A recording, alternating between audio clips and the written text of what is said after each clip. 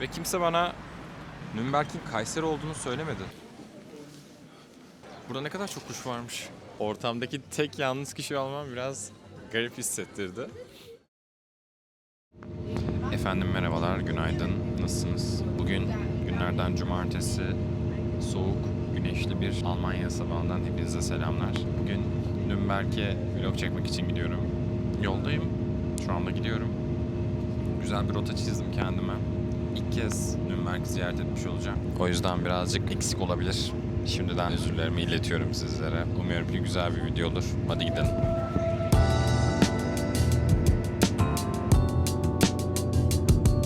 Nürnberg'den herkese selam. Şimdi iniş yaptım. Maps'ten de ufak bir kontrol ettim hangi tarafa gitmem gerekiyor diye. Genellikle Almanya'daki şehirler ikiye ayrılıyor. Bir taraf daha yeni şehir, bir tarafsa Eskişehir. Ben yine Eskişehir bölümüne doğru geçiyorum. Bütün o işaretlediğim tarihi yerler, efendim söyleyeyim yemek yerleri, görülecek caddeler, sokaklar hep bu alanda kalıyor. Şimdi hadi gideyim.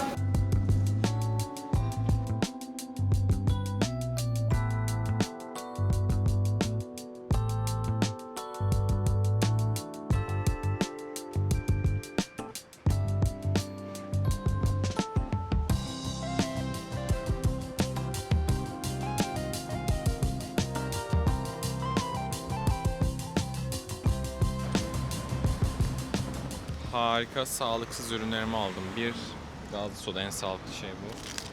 İki, şöyle yanından geçerken bir çikolata gördüm. Bayağı yürüyeceğim için kaloriye ihtiyacım var diye düşünüp aldım. Ne kadar mantıklıdır bilmiyorum ama.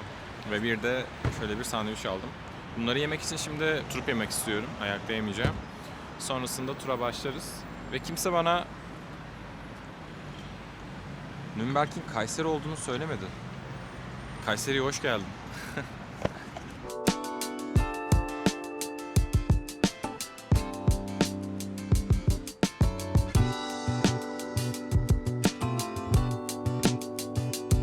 Gün hava gerçekten güneşli ancak şöyle bir sıkıntımız var. Çok soğuk. Gerçekten çok soğuk. İnsanların giyimlerine de dikkat edersiniz. Gün herkes giymiş kıyafetlerini.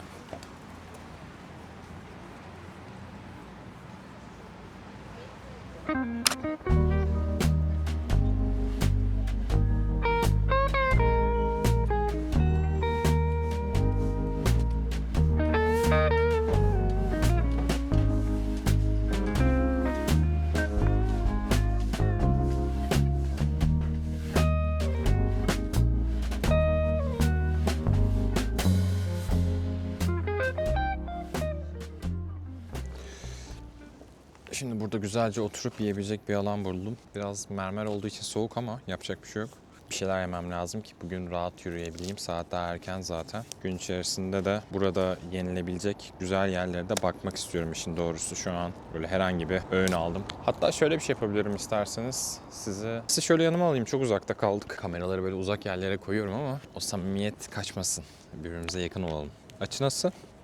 Umuyorum ki iyidir, hoşunuza gider. Dediğim gibi tripodum olmadığı için bunları biraz böyle çekiyorum. Ama bu tip konulara anlayış göstereceğinize inanıyorum. Çünkü beni takip eden arkadaşlarım biliyor ki uzun süredir videograf, fotoğraf işleriyle uğraşıyorum ve yeterince bu sektöre para harcadım. Tripodu bile alırken 10 defa düşünüyorum. Neyse, çok konuşmayayım.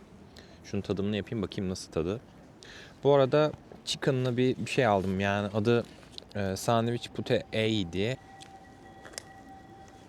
Okay. Ekmeği güzel, onu fark ettim. Normalde ben bu tip üçgen sandviçleri çok severim.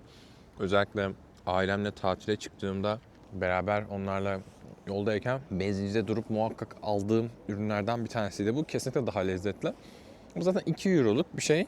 İkinciyi gömmeye başladım bile. Son parça.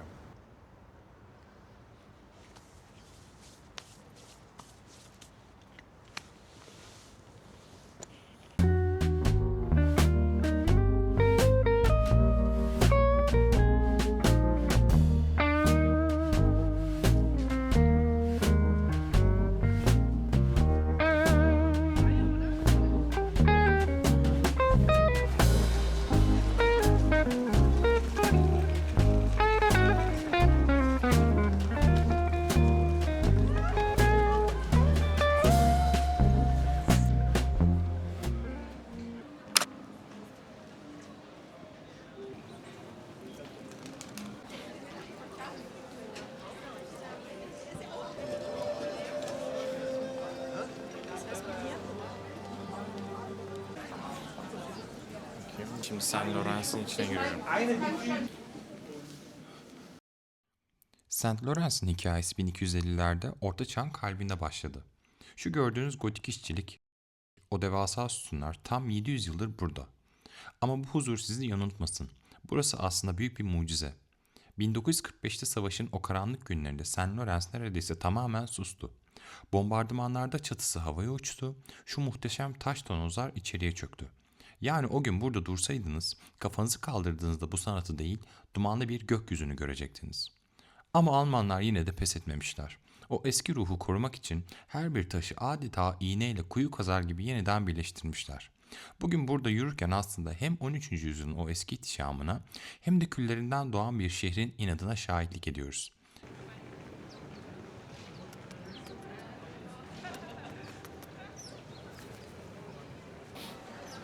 Burada ne kadar çok kuş varmış. Bu arada adım başı fırın. Ve her fırının içerisi çok güzel görünüyor. İnternette fırıncı arattığınızda da önünüze çıkan fırıncıların puanları hep düşük. Hep düşük puanlı fırıncılar bulunuyor. Burada ne alınıp ne alınmaması gerektiğini deneye deneye anlaşılabilir kanısındayım. O yüzden o kişi de ben değilim. Ya buraya geldiğim bir nokta atışı doğru bir yer bulmak zor olacaktır diye tahmin ediyorum. Bu cadde güzelmiş ama şu an onu fark ediyorum. Hemen çevireyim size doğru.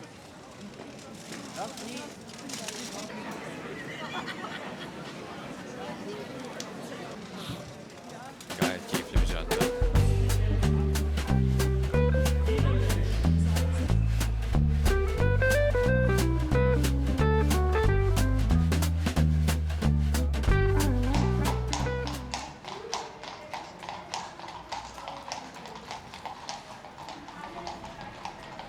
Atlar inanılmaz asildi.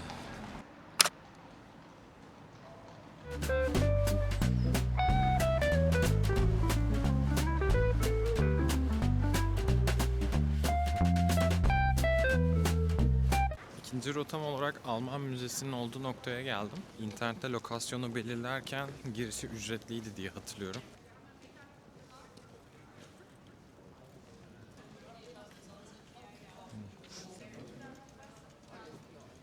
Yine bir şansımı denemek için gireceğim bakalım ama paralıdır diye tahmin ediyorum yani. Göreceğiz. Şöyle bir alan var.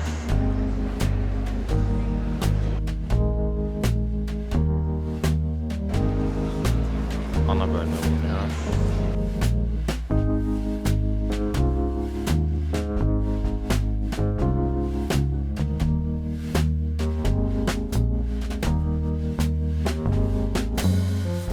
Şansıma bugün ücretsizmiş. Şu an Avrupa'nın en büyük kültür tarihi müzesindeyiz. Ama burayı sadece müze diye geçiştirmek haksızlık olur doğrusu. Burası aslında 14. yüzyıldan kalma bir Kartaca Manastırı üzerine kurulu. 1852'de Hans von Aufses burayı kurarken tek bir hayali varmış. Cermen dünyasının tüm hafızasını tek bir çatıda toplayabilmek.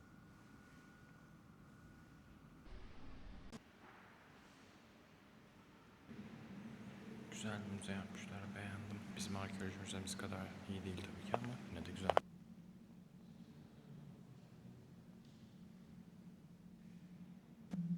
Fakat bu devasa hafıza 2. Dünya Savaşı'ndan neredeyse tamamen siliniyordu.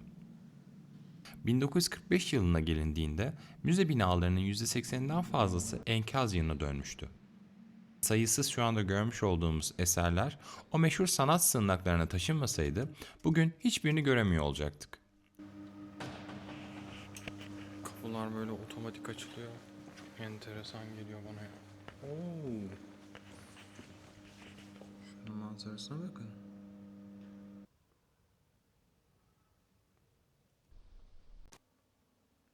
Okay, Renaissance Baroque Enlightenment kısmına bakalım.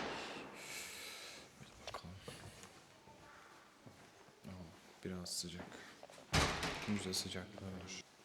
Savaştan sonra burayı öyle bir titizlikle ayağa kaldırmışlar ki Almanlar, o eski manastırın ağır ruhuyla modern mimari resmen iç içe getirmişler. Şu an etrafıma baktığımda sadece sergilenen objeleri değil, aynı zamanda yıkımdan kurtulan bir kültürel kimliği görüyorum.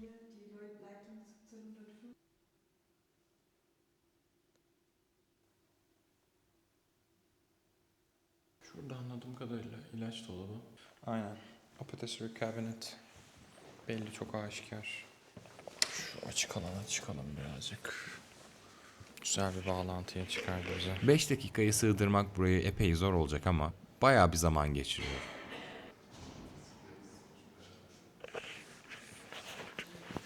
Daha büyükmüş düşündüğümden. Aşağı kata ineyim. Ufaktan da burayı bitireyim. Daha gezecek çok yer var. Vakit akıyor.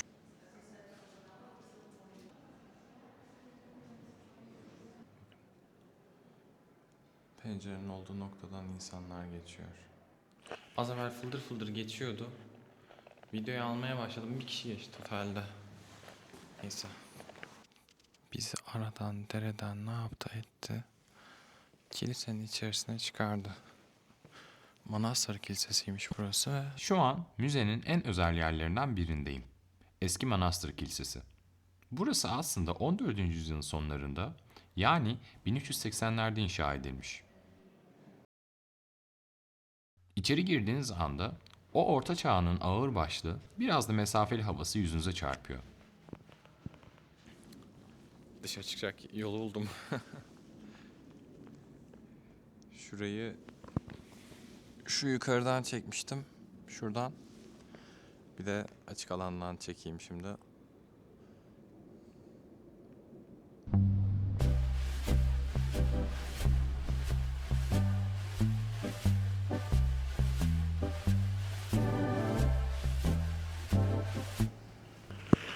Şimdi şu geldiğim yere bakınca ben aslında direkt üst kata çıkmışım. Üst kattan başlamışım. Eskiden müzeleri çok daha sabırla, özenle, inceleye gezerdim. Valla daha varsa da ben yokum. Ne yazık ki ben çıkıyorum. Nedenini söyleyeyim. Nedeni şu ki bir şehirde yaşadığınızda o şehri yeterince gezdikten sonra müzelere ilgi vermeye başlayabiliyorsunuz. Ancak şu anda Nürnberg ilk ziyaretim olmasının da etkisiyle olduğunu düşünüyorum ki burada çok daha fazla durmak istemedim. Çünkü daha çok yürüyeceğim, efor sarf edeceğim. Kalorimi odaklanarak harcamak istemediğimi fark ettim. Şimdi çıkıyorum. Ve çıkışımızı yaptık. Güzel bir tur oldu. Yapmadım demem. Bir dahaki sefere daha böyle odaklanarak gezilebilir bir yer olduğunu görmüş oldum. O güzel oldu. Baksana daha buranın üst katı vesaire var da benim daha bir üst katım yok, o yüzden çıkıyorum. Şimdi çıkış yaptığımda fark ettim. Bundan 1-2 yıl evvel Barış Erdoğan, tanıyanlarınız olursa, Almanya'ya taşımıştı. Almanya'da videolar çekiyordu. Hazal'la birlikte buradan indiklerini çıkarken fark ettim. Dedim bir dakika ya, burası çok tanıdık geldi dedim.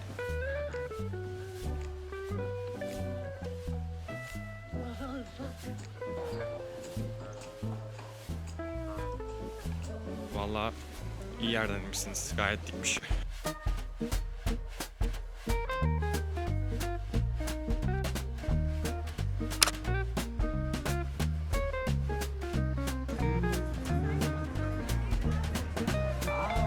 Şu anda tatlı bir yere geldim ya. Hemen şu üzerimde dönme dolap var. Karşısında çok güzel bir bina var. Adını bilmiyorum. Aha, tamam. Ekstrada şöyle bir görüntümüz var. Google Maps'in göstermiş olduğu yer burası. Ufaktan burada Christmas kalabalığı başlamış. Winter marketlar açılmaya başlanmış. Hepsi çok tatlı görünüyor. Ama hangisi iyidir hangisi kötüdür hiçbir fikrim yok. Bir de bunlara şu an girersem yüksek ihtimalle priz bulamam. Priz bulabileceğim bir yere gitmem lazım.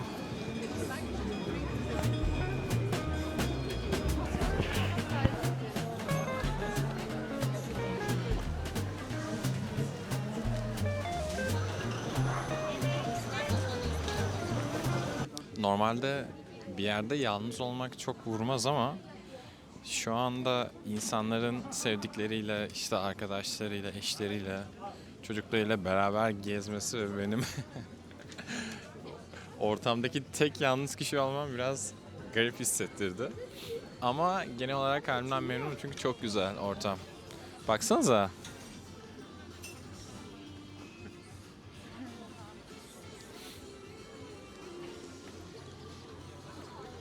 Ne kadar tatlı değil mi?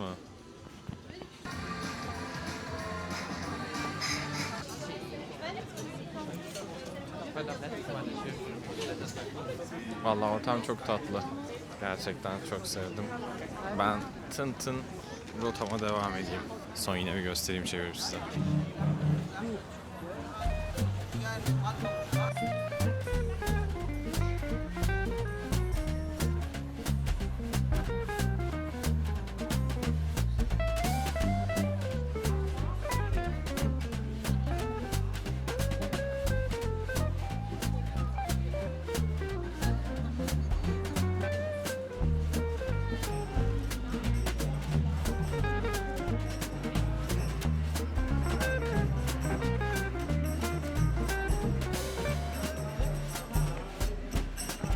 Valla burası nereye gidiyor bir fikrim yok. Çok metro girişine benziyor. Ama lokasyon olarak çok farklı göründüğü için bir aşağı bakacağım ne var ne yok. Çok bir şey yoksa geri çıkarım tekrardan.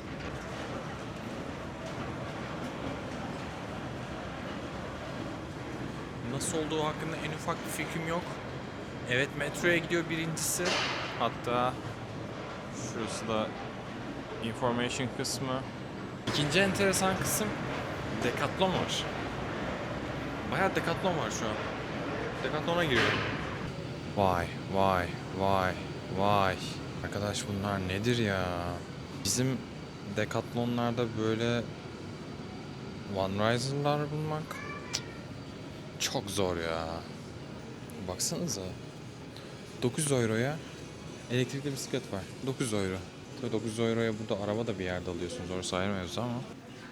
Black Friday'de olduğu için şu anda birçok ürün indirimde. Güzel bir şeyler bulmak mümkün olabilir. Ben şu köşeye geçeyim, alternatif bir yer bakayım. Telefonumun şarjı 6. Telefonum kapanmaması lazım. Kapanırsa zora sokar ya. Kapanmasın. 200 metre ileride sağda Coffee Bite diye bir yer var. Yolda ben gelirken görmüştüm burayı. Şarjım 3'e indi. Kaybetmeden ben varayım oraya. Telefonum kapanmaması lazım gerçekten. Çok zor açılıyor sonra. Kafemizi bulduk. Bugün zaten aynı yerleri tavaf ettim durdum. Sözde yeni yer geziyorum. Şurası geldiğim nokta, şu aşağı tarafta da Decathlon var. Neyse. Vakit kaybetmeden geçeyim şöyle. Ve geldik.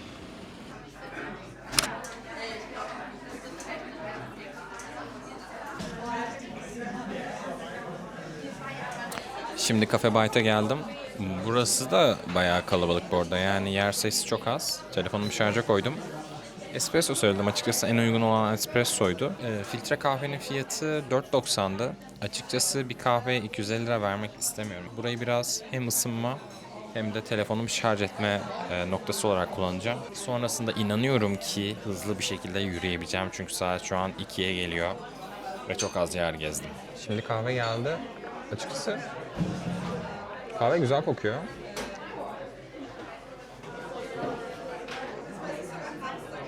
Oo. Derişim de güzel. Kahve kaliteliymiş. Ama fiyatlar da kaliteli.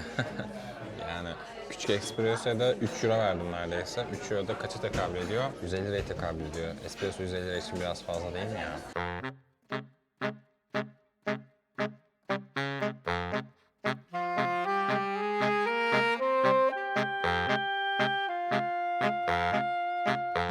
Şimdi çıktım. Öbür noktadan gitmek istiyorum. Aynı yerlerde tekrar yürümemek için. Şarjım dola %43 doldu. Yapacak hiçbir şey yok. Gerekirse bir yerde artık bir defa daha durup bir kere daha şarj ederim, ne yapayım. Ama daha fazla bekleyemeyeceğim. Saat 3 oldu. 40 dakikaya yakındır buradayım. Oturuyorum. Öncelikle bir kilokumuzu aktifleştirelim. Çünkü ben bu gezilerimde en çok keyif aldığım şeylerden birisi yürüdüğüm yerleri kayıt altına almak. Telefonda işe yarayacağı tek nokta bu ve burada da işe yaramıyor.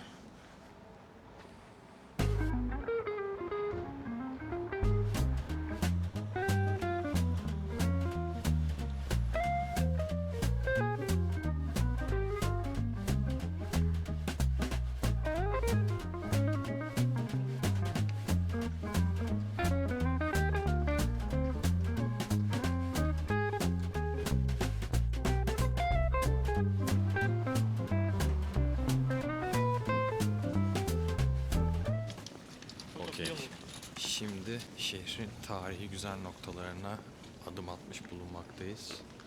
Şu görüntüye bakar mısınız?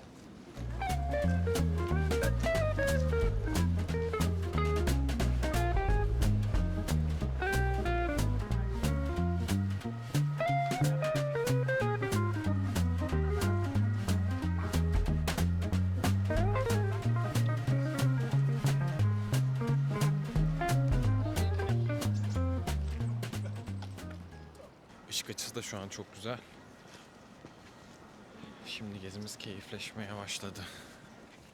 Şu pace'imizi biraz arttıralım da böyle güzel yerleri görmeye devam edelim. Google Maps'in göstermiş olduğu rotaya uymaya çalışıyorum. Fakat Gemini'nin belirlemiş olduğu hat sürekli gidiyor.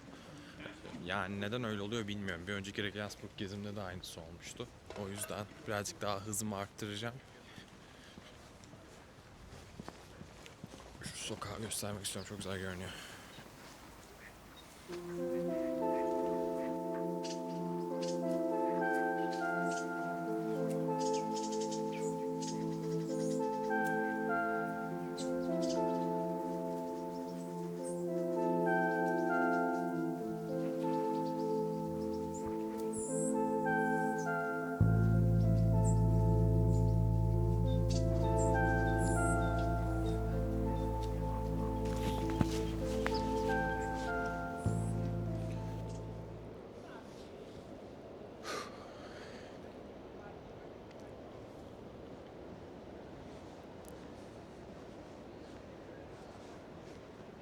Hadi canım.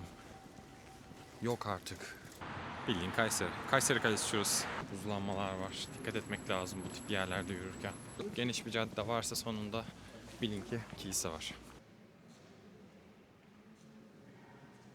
Sanıyorum ki şundan alacağım. Şu güzel duruyor. Vay canına.